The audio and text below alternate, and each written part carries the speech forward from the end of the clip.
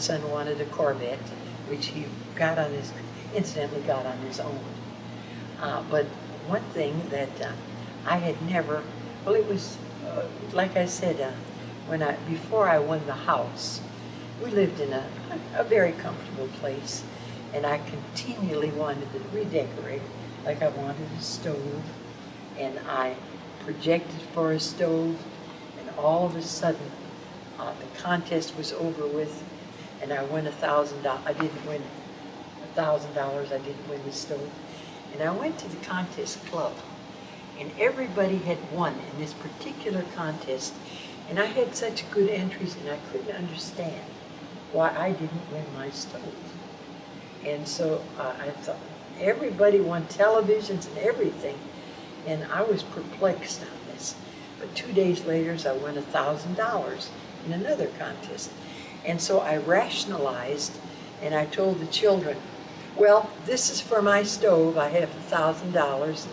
I thought it was coming by a stove, and this is my prize. I went out and bought a stove at Sears.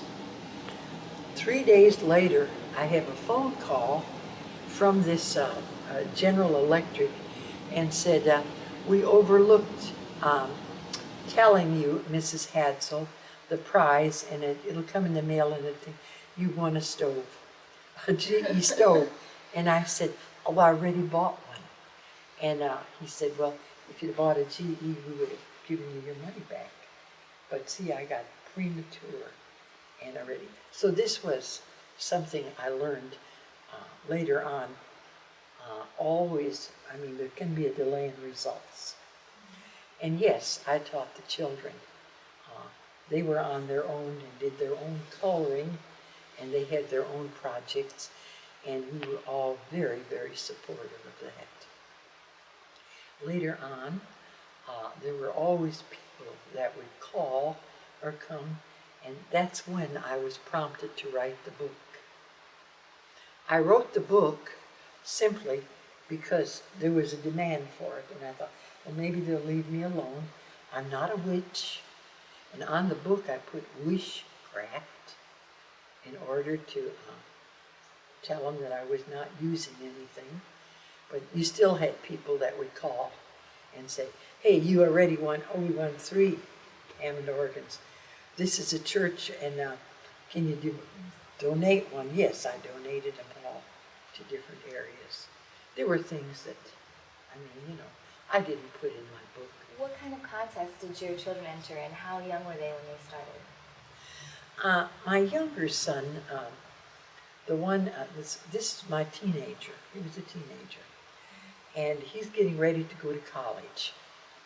And there were lots of things that he wanted. And this contest sponsored for teenagers, write in 50 words or less. Well, this was another one. My older son, 50 words or less, why you would like to represent the United States in Europe. And he wrote the most fabulous essay. It was really, really, it was very touching and very good. And he won his trip to Europe and toured Europe. The other son was a little more materialistic. And this was an opportunity. And he was just getting out, going to high school now. This was an opportunity to go to New York and you had to design a piece of jewelry. And you had to be a teenager, 12 to 14. The prize would be this a diamond ring, a trip to New York. You would go to this fabulous place. I'm not interested in names of people, you know, houses that have clothing manufactured. I don't even recall the name, but he did. And where you would pick out your wardrobe. He could pick out his wardrobe. He would get a Lindy Star sapphire. You'd get a gold wristwatch, 3 days, and I think it was $2,000 in cash, plus the mother could come with him. Okay, he wanted that. Okay, so he goes out. I said, what are you going to do? He said, well, the first thing you think of as a kid, and everybody then was having a guitar and imitating all these country westerns. And he says the first thing they do, they'd think of a guitar and they'd, make it as a guitar. And I said, well, what's the other thing? He said, well, and he thought, he says, I think I've got it. And he just picked up a piece of sheet music, and there's a staff there, and there's notes. And so he went out into the garage and got the little wire, made the bend the wire, the kind of wire that you use for soldering stuff, and made a staff. And then he took 2 of my beans and sprayed them, and he called it the Lindy Star Go-Go.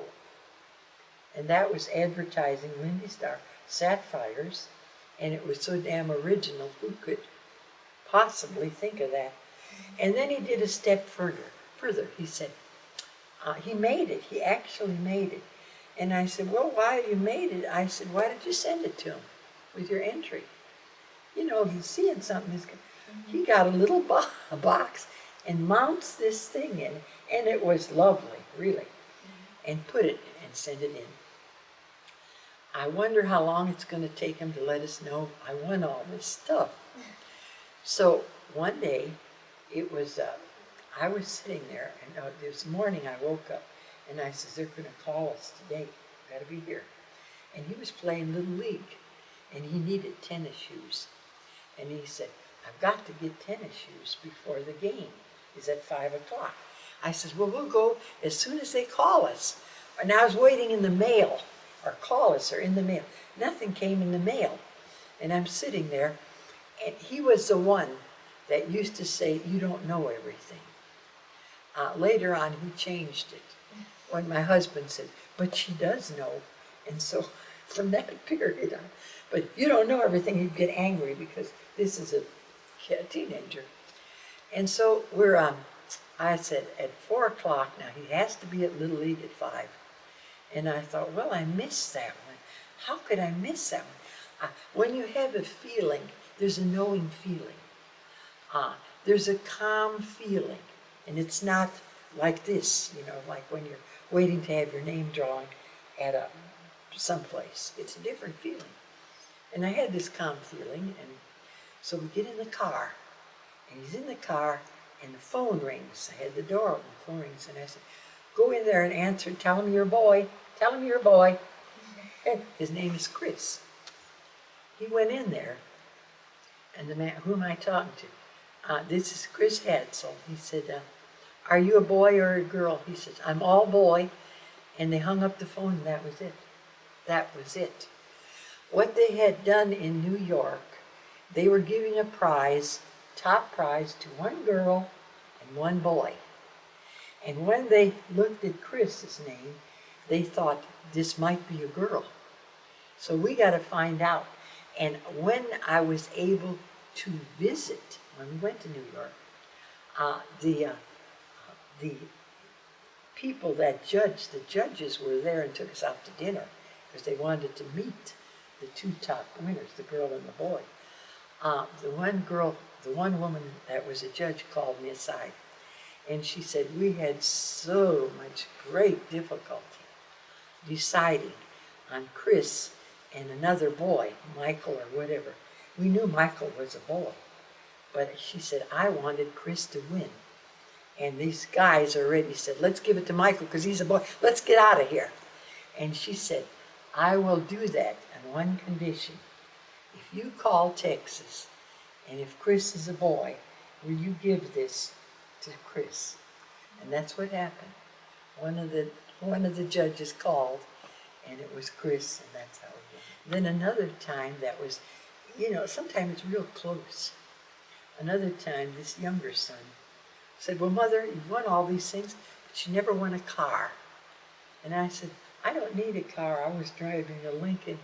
I don't need a car. But just prove to me that you can win a car. And you don't ever need to prove anything. when you're taking Silva training, Jose says, don't ever prove anything. Prove it to yourself. And so I thought, well, okay, I never won a car. Let's do this. And a local radio station was having a car, and they were giving Datsuns away. Okay, all you had to do was get by the phone, and at random, they would choose your name. And when they would call, you would have to say, my favorite radio station is KLIF. That's all you had to do. And if you said that, then your name would be in a pot. And at the end of 6 weeks, they would draw one name a week. And at the end of 6 weeks, you were in the pot, and then you'd go to the dealership, and then you would draw which car you would win. So it was you had to listen to that radio all day long, because you never knew when they were going to call you. So you had to stay home, and at that time there weren't cell phones. And so I was, the first week I listened all week long, and they called a name, and the man, and of course they would put it over the telephone, Mr. Hammond, so-and-so from Grapevine, what is your favorite radio station? He said, KLIF 1190 on the dial. Well, you're in the drawing now. You've won that. You knew you won a car when he said that. Well, the second week, was in the second week, I'm listening, and it was a Friday afternoon, and we had rental property, and my husband is out there fixing some of the water plumbing that was leaking. And the children were around, and so he called me and said he needed one wrench to help with this. But he couldn't go to get it because these children are out there, and he'd had a hole, and he was concerned about the children. Get that part. And I said, no, I can't, because they're going to call me today. I know they're going to call me, and I can't leave the house. He said, damn it, put him on hold. I need that part. Now get that part. He was very angry. So I got in the car, and I have the radio on in the car, and I'm getting his part, and I had to run all over town because this part, it was some kind of a wrench. Finally got it, took it out to where he was working, threw it down, and come back to the house. But on the radio station, I'm listening, and they said, we have the second week winner, and during the break, we will play it for you. And I am devastated. How could that happen? I thought, I knew I had that car. And I come home, and I am so disappointed, and sitting there, and he caused that because I know they called me, and damn it, and I'm angry at him, really. A few minutes, the telephone rang. It's my older son, the one that left and only comes back and brings his dirty laundry and checks his mail. And he called, he says, Mother, where were you? I said, I was out getting Daddy a part for some of the plumbing. He said, while you were gone, he said, the phone rang, and they asked, who is, they just said, Mrs. Hadsell, what is your favorite radio station? And I had tacked up around the house, because I thought, if my husband calls, he's not into this. I said, when they call and ask what your favorite station is, say KLIF 1190 on your dial is your favorite. And there's the phone in the kitchen. And he looks up, and it said, when they call, and he read, oh, my mother's favorite radio station is KLIF 1190 on the dial. And the man says, congratulations, you just won your mother a Datsun.